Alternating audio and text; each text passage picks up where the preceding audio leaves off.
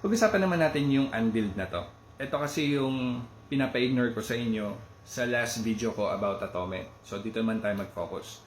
Ang gagawin natin, example natin is yung Atome account ko na may bill date na June 3 or every third of the month. Ito yung lumilitaw sa unbilled ng Atome account ko. Dito pumapasok lahat ng ginagastos ko na hindi pa lumalabas sa bill date natin or bill statement. So, ngayon kasi is May 20. Tapos bill date ko is June 3. So, lahat ng transactions na mangyayari mula May 3 hanggang June 2, pagsasama-samahin niya lahat yon, and lahat ng transaction na yon is lumilitaw dito. So, kumbaga, ongoing pa lang siya. Ngayon, pagdating ng cut-off, which is yung bill date natin na June 3, ipupull out niya lahat yan, gagawan ka niya ng report na ito lahat ng ginastos mo mula May 3 hanggang June 2, tapos ito yung kailangan mong bayaran. And yung report na yun is makikita natin dito sa build.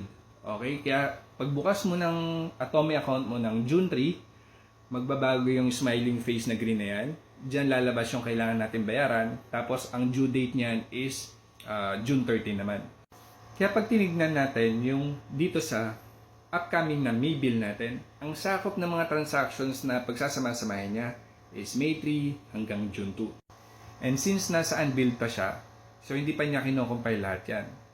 Pagdating ng June 3, doon pa lang lalabas yan sa build. Dito naman sa build, so doon sa bandang ilalim is ito yung mga historical na transactions natin, yung mga statements. Pag tinignan mo yung April bill natin, ang pinagsama-samang transactions dyan is mula April 3 hanggang May 2. Okay? Tapos etong sa March is pinagsama-samang transactions mula March 3 hanggang April 2. So ganun lang din. Pati yung pag-forward, kunyari pagdating ng July, August, September. So laging ganyan lang din yung combination. Pagmasdan mo lang yung mga nakaraang billing statement mo, kung ano yung mga pinagsama-sama para mas maintindihan mo kailan mo magandang gamitin yung Atome at kailan hindi maganda. Kasi dito sa bill date ko na June 3, pinakamagandang gamitin yung Atome card kung medyo bitin-bitin ka pa sa budget mo is April 3 or every third of the month ka magagamit na Atome para umabot siya ng 40 days bago mo siya kailangan bayaran. Marami din nagrereklamo sa Atome na kakagamit pa lang na Atome card nila, sinisingil na kagad sila. Okay? Ito yung hindi nila na-monitor.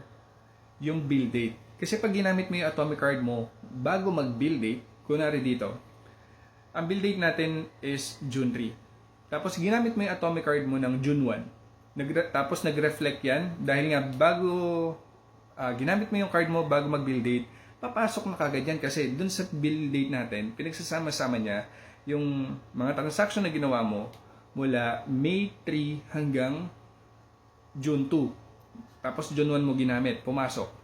So, agad-agad syempre, kailangan mo na kang bayaran yung ginastos mo nun. Tapos, ang due date niyan is June 13.